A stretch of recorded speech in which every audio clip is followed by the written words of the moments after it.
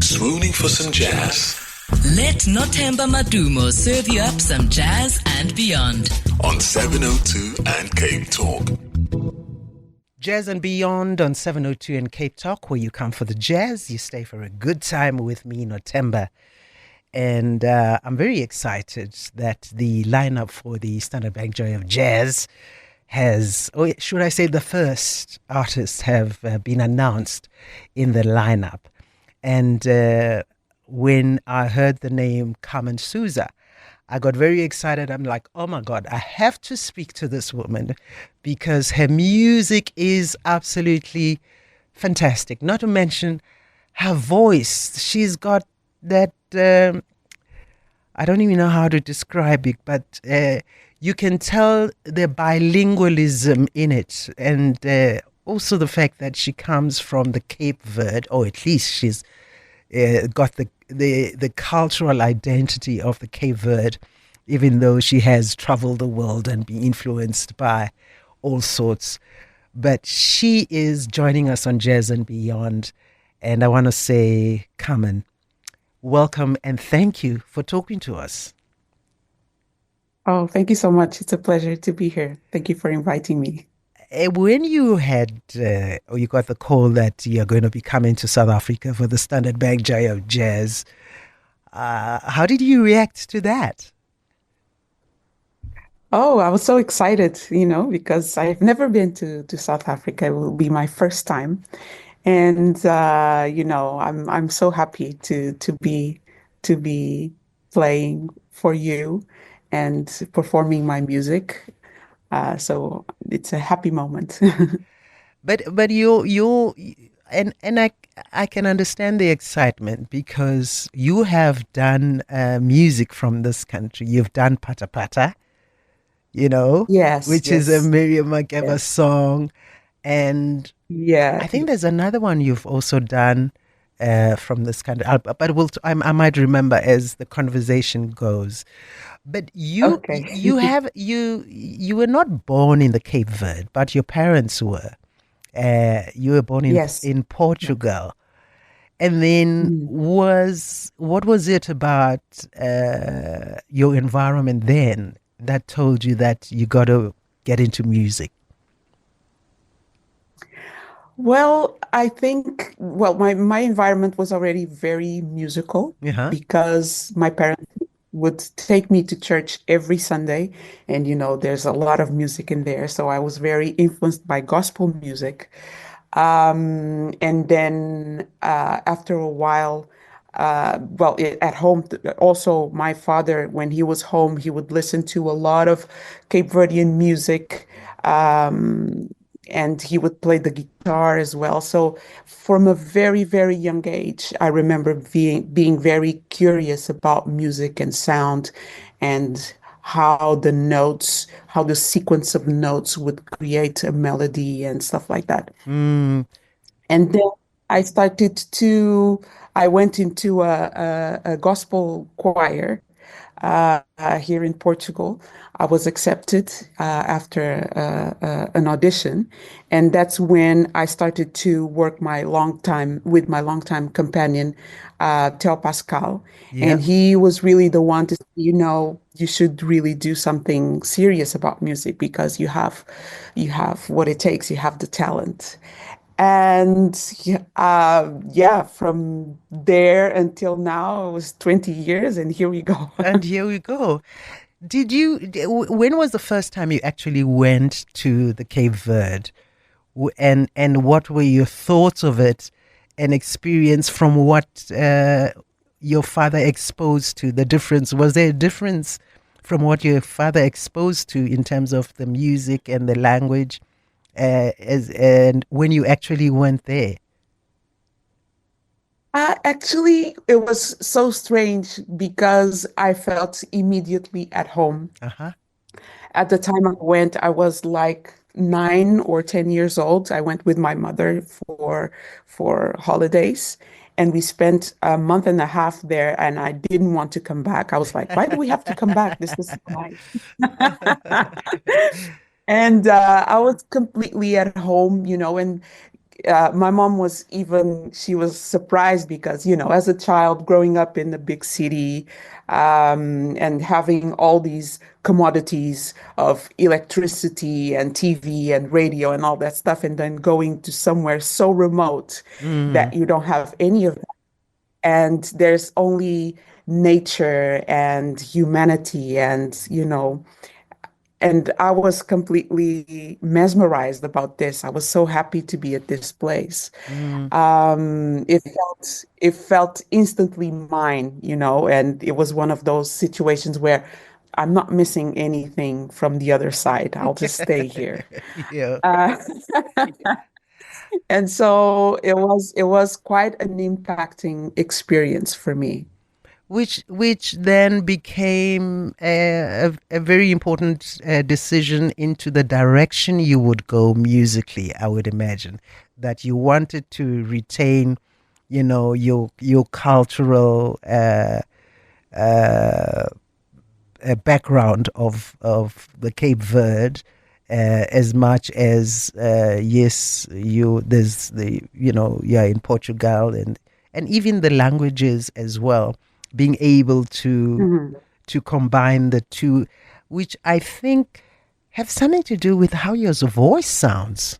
You know, I think because I think maybe the beauty of those languages just also just enhances the beauty of your voice.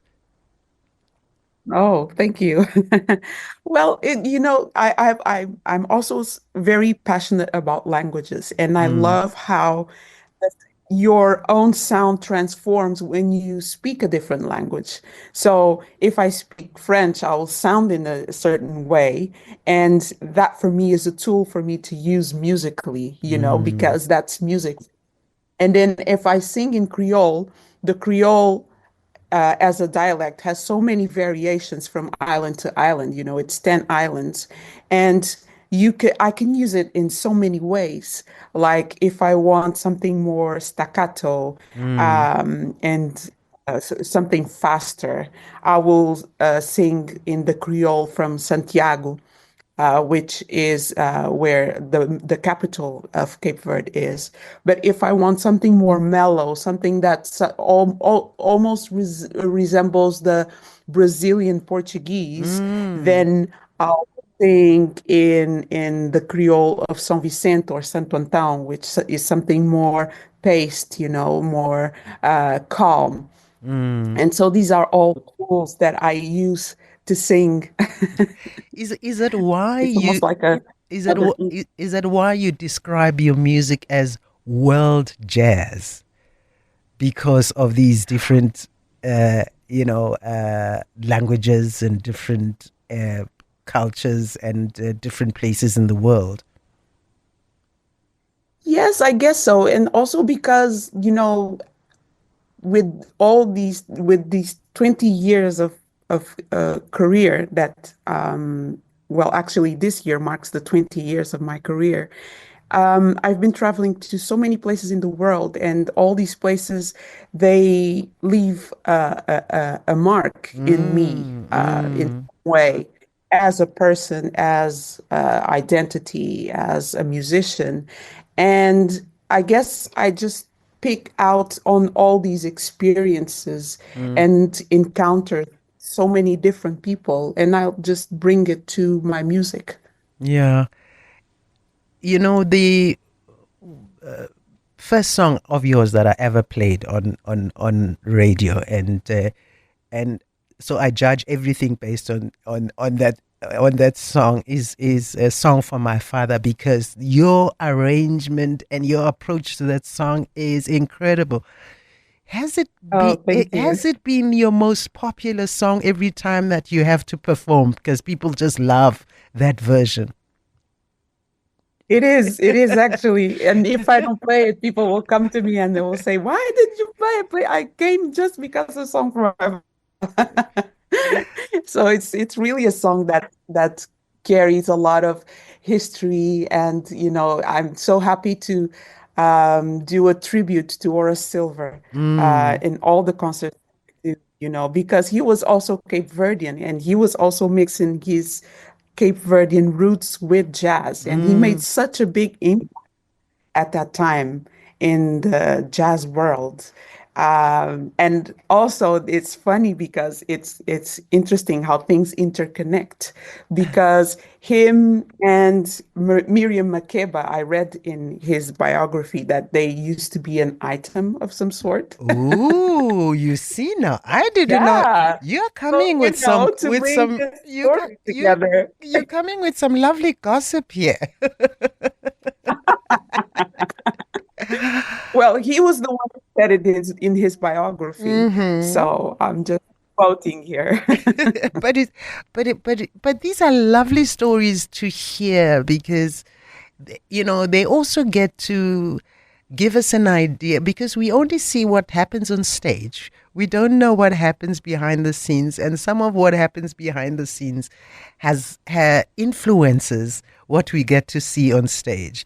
And talking about Mhm. things that are happening behind the scenes, you have a great partnership with Theo. Theo, is it Theo Yeah, Pascal? You know, who has Theo been Pascal. who has been very central in your career. What is it about this collaboration that makes it work so well?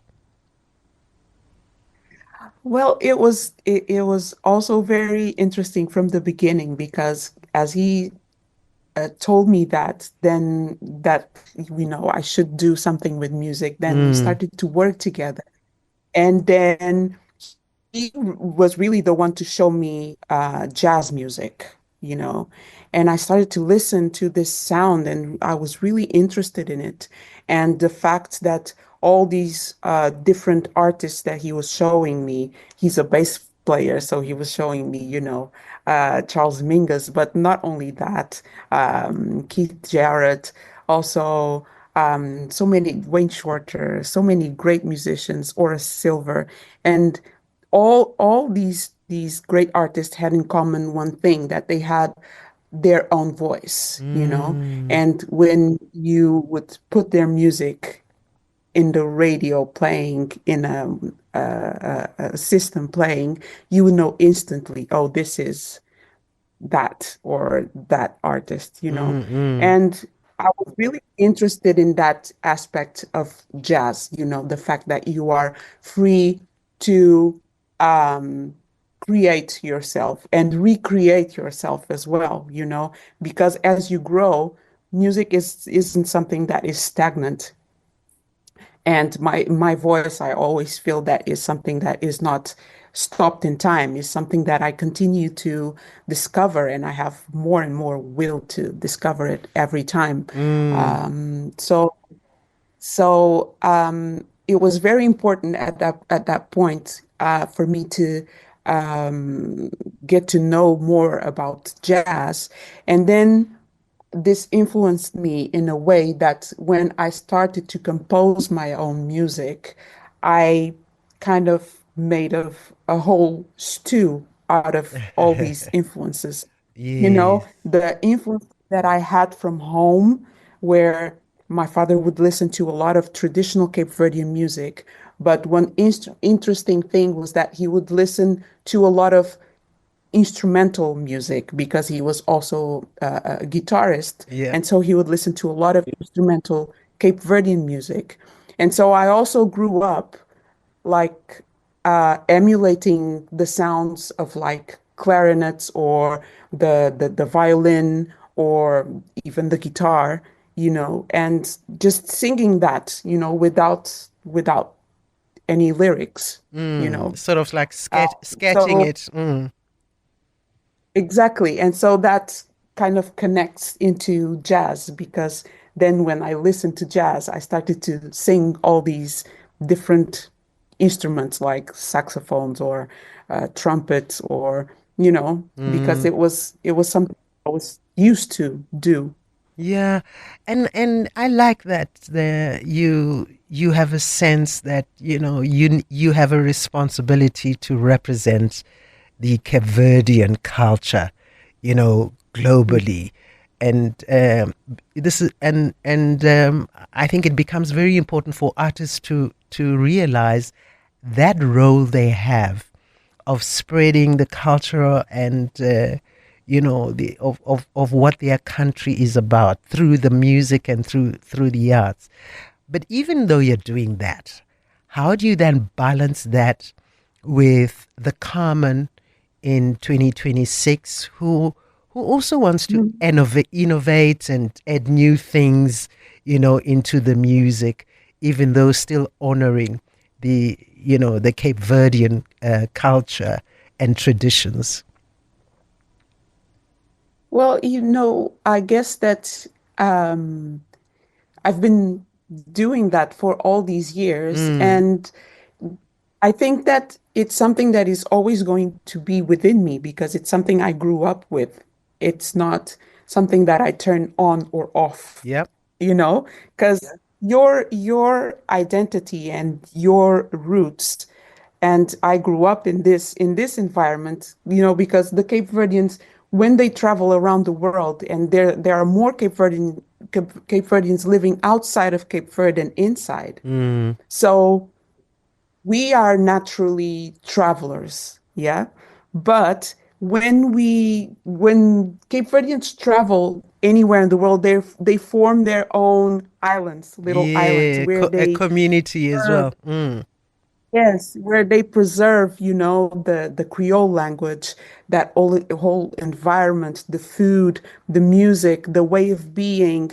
And for a child growing up in that, it's part of you, you don't even question. That's mm, what you grew up, and later on, if you start exploring that within yourself, it's going to come out naturally because um, as you were starting to learn how to walk or how to talk, this was also an influence, yeah, yeah, and yeah, I guess that's what's happened. and of course, we all know the famous Caverdian mama, who musically spread the music of the Cape Verde, and loved that she used to perform on stage without shoes, bare feet. Yes, And yeah. when you look at her and think of her, do you feel a responsibility to carry the kind of flag that she did as well? And what is it about her that you loved so much? Well, I what I loved about her so much was her simplicity, Mm, The Cape Verdean people are so docile and so simple, And it's with her, although I unfortunately I never met her personally, she had that what you see is what you get, She didn't have any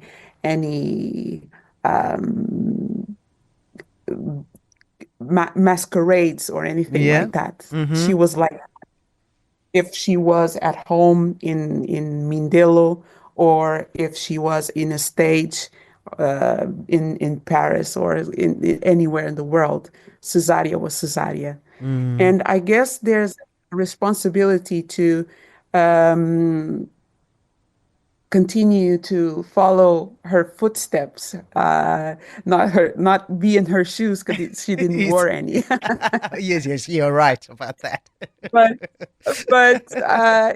because she was one of the first to really go out there, well, along with many other artists in Cape Verde, but she was the one who got so much recognition, Mm, and she opened the door for all these new generations of Cape Verdean music yeah, to just come and explore, you know. yeah, And all the artists from Cape Verde, they draw from so many different influences, Some may draw from a little bit more from Brazil, others, mix other influences from other Lusophone countries.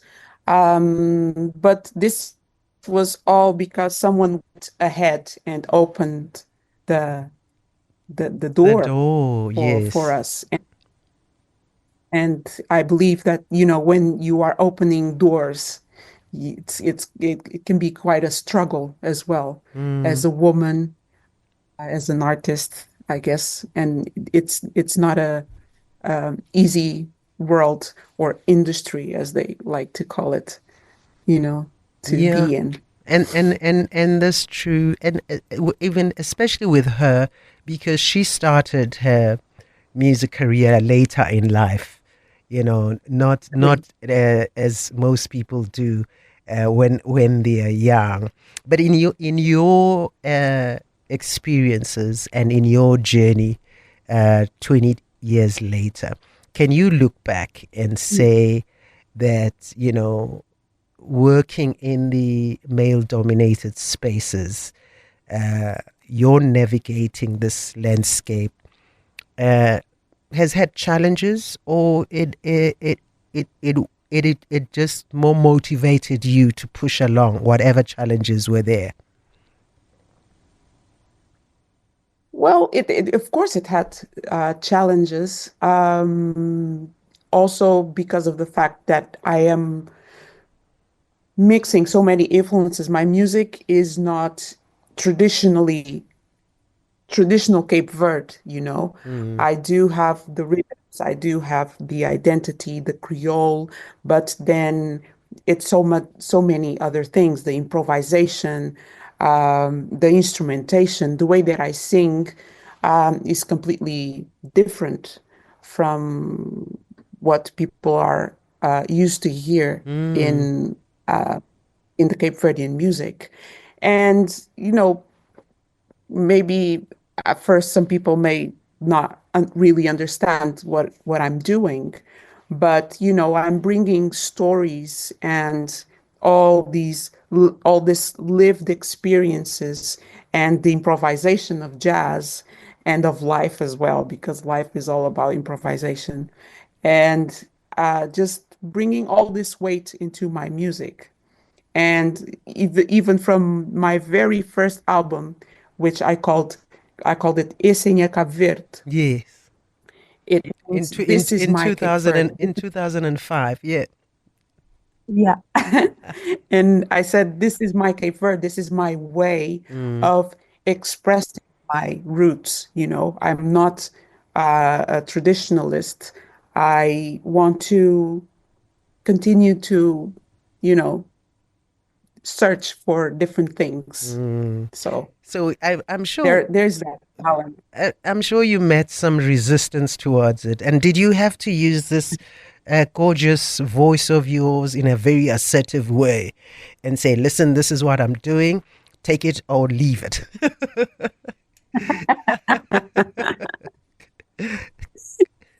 I guess you have to. There's so much music in the world. If you don't Exactly. like it, just Yeah. but And also, still staying in that vein, because you also have to take a leadership role on stage when it is your music. And if you are working in an environment where everyone else is a man, who is stage manager or in the band, or who's running things, and you have to be assertive and be the leader, because this is your stuff as well, and Mhm. you have to have the confidence and learn to be able to be assertive and say, this is how we're doing it, or else it's not going to be done. Mhm. Mhm.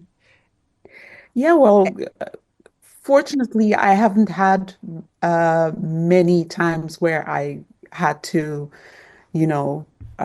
be that assertive. Mm, But sometimes it's also about the way that um, my whole team is uh, is organized, mm, because before I even step on stage, there's so much organization and logistics that is done by the management, which is Patricia Pascal, and she's the one who has been defending my music and really going out there and showing the music to as many people as she can show it to. Mm. And you know, she is the one to go ahead and with the torch and you know and and um, and get spreading the water, yeah, opening the way for me, and telling and everyone to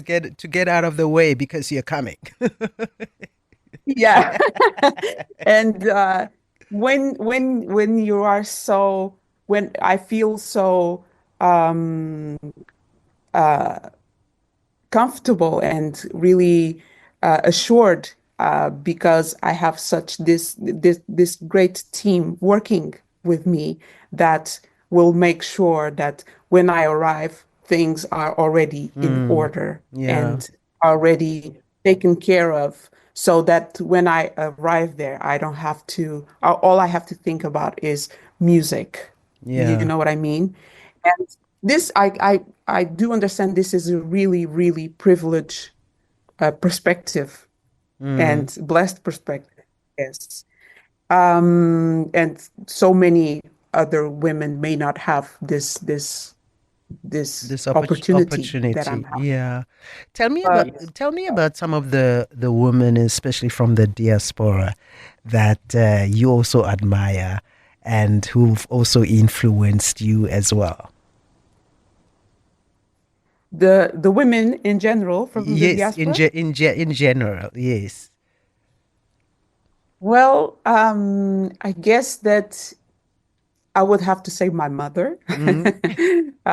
because she because well she was such a warrior. She had to go through many challenges to raise me almost alone, because my father was working in cargo ships and he was traveling the whole world, and he was gone for months and months continuously.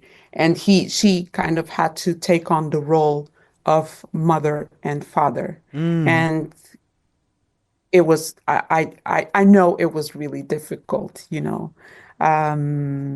So, and she kind of mirrors all of these women from the diaspora who are such warriors. They travel to other places, they search for better conditions for their family, and to provide a good education, a good home, Mm.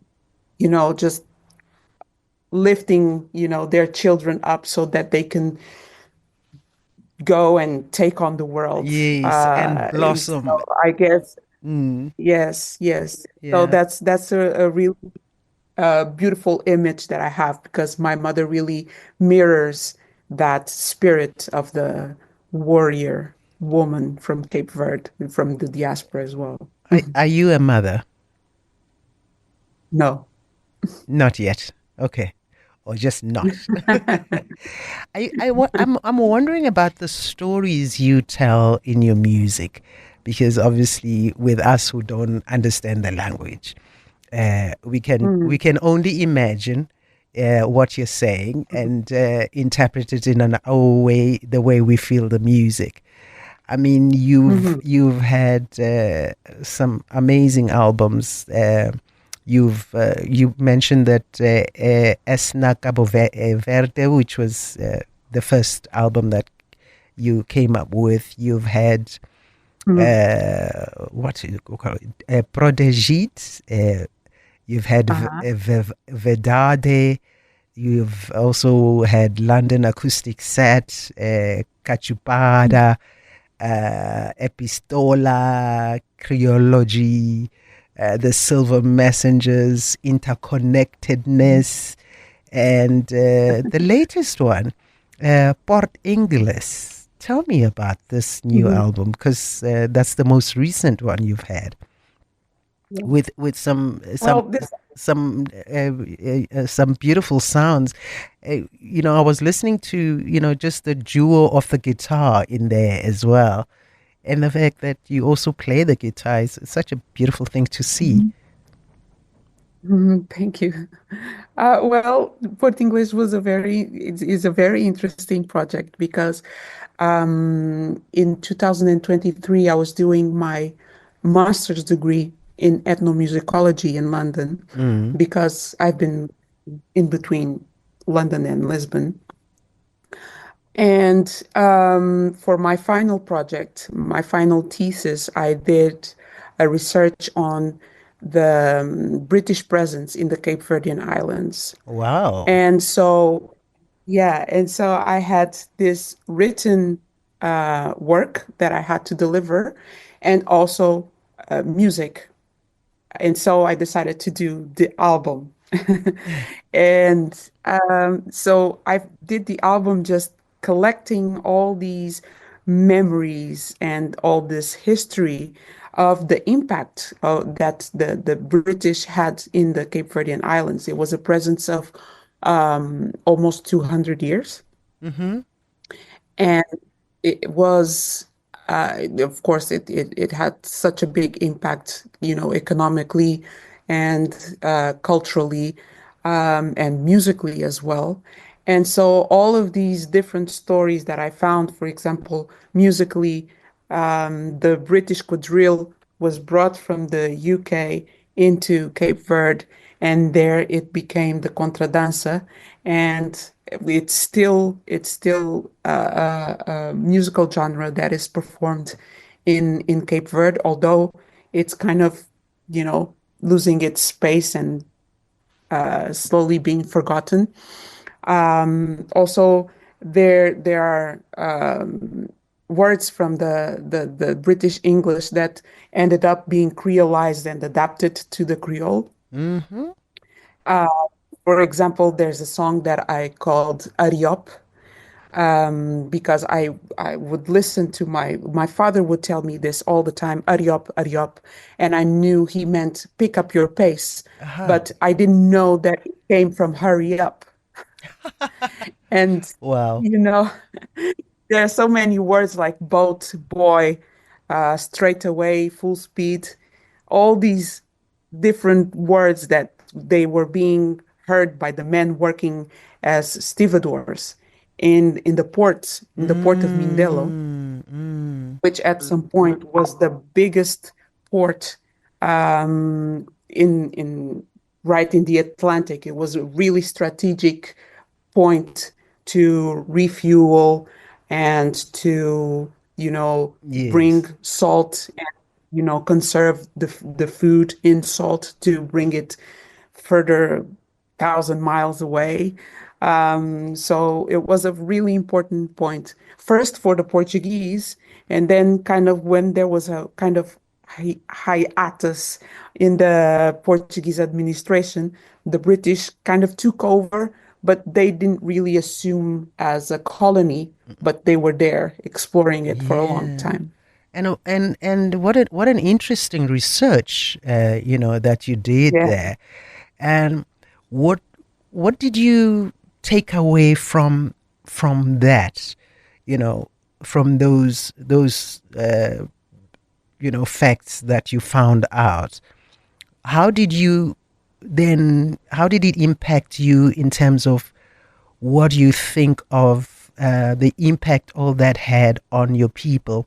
Was it in a positive way, or did you have a sense of, oh, we've lost something and had to adapt. We've lost a little bit of ourselves and had to adapt because of the both British and Portuguese influences onto the Cape Verde Islands. Well, I guess there always you lose some, you win some, you adapt, you transform, Mm-hmm. and that happened a lot with Cape Verdeans. Um, it's really interesting because it really goes to show that culture is something that is always evolving, Evolving. Yeah. And one image that I have from one book that I read I think it was Paul Gilroy, the Black Atlantic.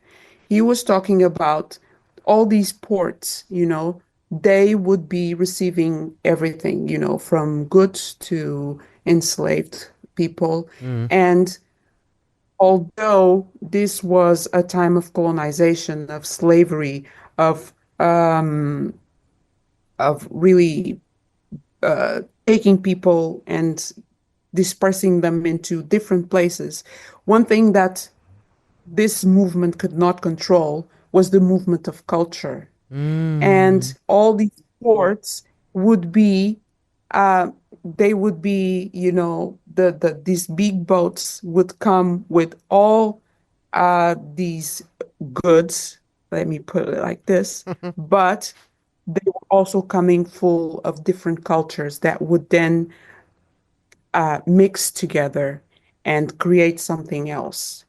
And for me, that's the important part.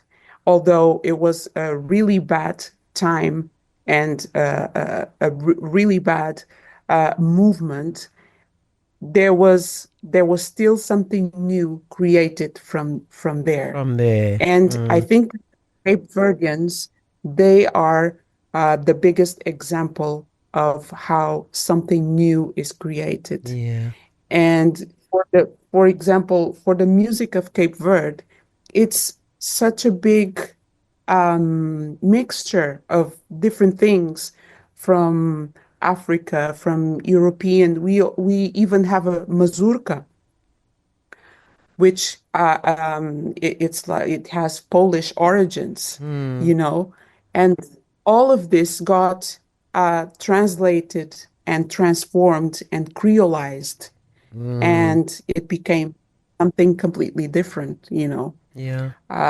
So I guess I like to see the good part of all these encounters Of the history and the of experiences. Yeah. the, the good part of the chaos, I Of the guess.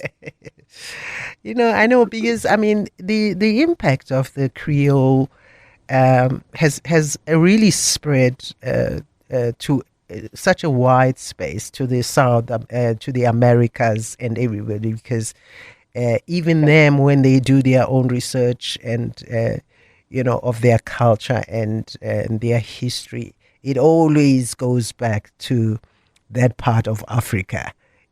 When they trace Mhm. themselves back. Do you believe, though, that the Cape Verde culture has found has found a space in the jazz world globally, or it still has to come in a bit more? Because there's the likes of you and the Caesarius of, or Avoras. Do we need more of it, or is it enough and it's growing? More Cape Verdean jazz. Yeah, more of the the story, the history, and the culture of the Creole, you know, I think so. I think in so jazz because music. Yeah. yeah, I think so because well, in my opinion, it goes so well together.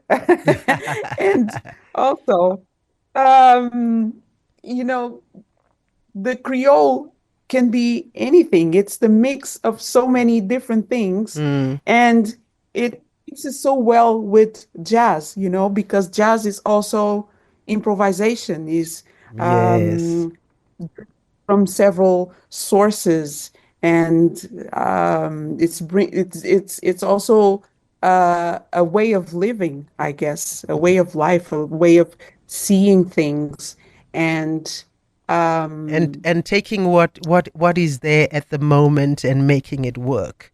yeah, exactly, You know. and feeding in unknown. Yes. So I guess there's a lot of space for Mm. Cape Verdean jazz.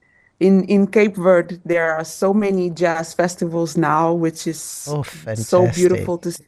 Mm. And they're bringing all these great artists into Cape Verde, and they are influencing the new generations as well Mm. of great musicians of singers, and that's a beautiful thing to see. That's a Absolutely. movement. Mm. I guess. Do you find that even when you go on stage, that you take time to think about your image, that I must look like how I feel and what I believe in terms of being proud of my culture. When you go on stage, do you think about those things and how you want to be seen? Especially because us as women, we love how we Mm. look, and we love Yeah. how we look to tell the story of what we are about. Yeah, I guess so. I guess because there's a beauty in in your own confidence, Mm-hmm. Mm. when you I always say this, when you really love yourself, Yeah. you want to feel good in your skin, and especially when you go out to a stage, that's all the recognition, and you're in the spotlight, and Mm. so you want to look your best, you want to look confident, because that's going to help you also to perform and to reach people, you know but I really love to go on stage and really connect to people, because music can be so so strong. You were saying, I don't understand most of the lyrics. You sing in Creole, but um I've had so many people come to me, although I didn't understand the word, your music touched me so much. And that's Mm. so beautiful, Yeah. because it transcends everything. Music transcends everything. And that's a beautiful thing. It's human. Yeah. It connects in a human level. What And it's beyond us. and we want to feel that humanity and that contact with you. Tell me about the uh what you have prepared or what you are going to prepare, because it's only in September. I think it's too early to ask that, what you're bringing to the who you're bringing with, and are you going to go as far back to your first album, or are you going to focus on your more recent things, and what stories you want to tell us when you come to perform at the Standard Bank Joy of Jazz? Well, the concert, well, it's going to be two concerts, so the 25th and 26th. Yeah. And people are going to hear what we've been talking about, which is Portuguese, the music from this new album. Mm. But yeah, I'm also going to mix a little bit music from, 20 years ago, because,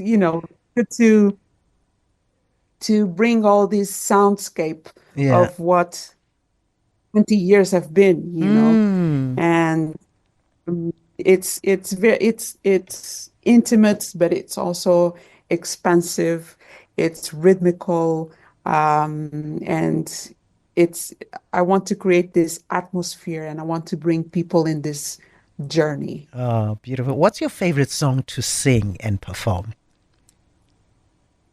Wow, that's difficult. I know, but I mean, there must be a song that, after you perform, you see, like, maybe this is the song that always connects me with, my audience, or that's the song after Oh, or this is the song after I've performed it, I feel so good because I've told my story in the song. Something like, I don't know. Maybe it's not only one. There's a couple. I don't know. there is a song that it's also like Song from My Father. If Yeah. I don't play Song from My Father or Africa, which is a song that we have, Yes. yeah, I'll be in trouble. Because it's a song that everyone knows, Yeah. and normally I ask people to sing and dance with me. And it's such a beautiful moment of exchange. People just get up and start dancing, Is and that done? they're dancing with each other, even though they don't know the person sitting next to them, but Yeah, they're happy, you know. And it's such a moment of release and happiness. That's the song that always, you know, it's been 20 years we've been playing this music for 20 years, fantastic. this song. Yeah. You see, And it's always so beautiful. I'm already curating your performance list now with you now. Yeah. You must, and you have to play your version of Miriam Makeba's Pata Pata. You have to as well. Yes, of course, of course. Listen, it's been such a beautiful opportunity to talk to you, Carmen Souza. We look forward to you A coming to pleasure. South Africa and having those performances, and hoping that you also come with your music so people can get copies of that music as well. Yes, of course, of course. Thank you so much for talking to us on Jazz and Beyond. Take care and see you soon in Thank you. September. All the best. See Thank you. you. Swooning for some jazz Let Nothemba Madumo serve you up some jazz and beyond. on 702 and Cape Talk.